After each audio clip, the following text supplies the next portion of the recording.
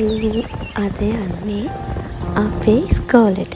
ඒ කියන්නේ මම යන ඉස්කෝලෙට තමයි අද ඔයාලව එක්කයි යන්නේ.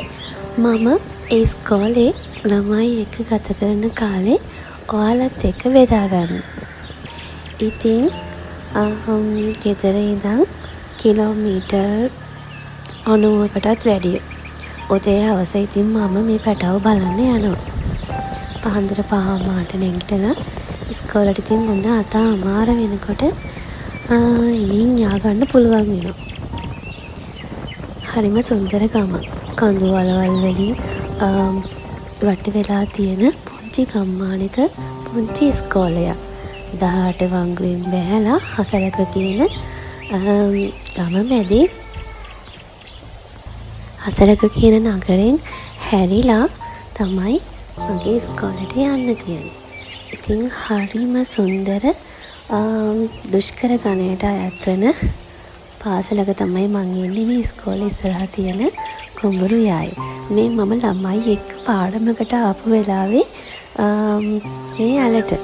ඉතින් හරිම විනෝදජනකයි. ක්‍රියාකාරකම් ප්‍රායෝගිකව ඉදිරිපත් කරන්න පුළුවන් ළමයිට අධ්‍යාපනයේ ඒ අයුරින්ම ලබා දෙන්න පුළුවන්. හරිම සුන්දර අත්දැකීම් මට උනත් ලබා ගන්න පුළුවන් සුන්දර පරිසරයක්. ඉතින් මේ යහන්ගලට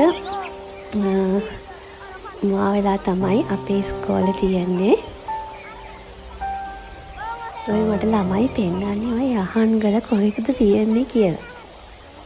යහන්ගල පාමුල.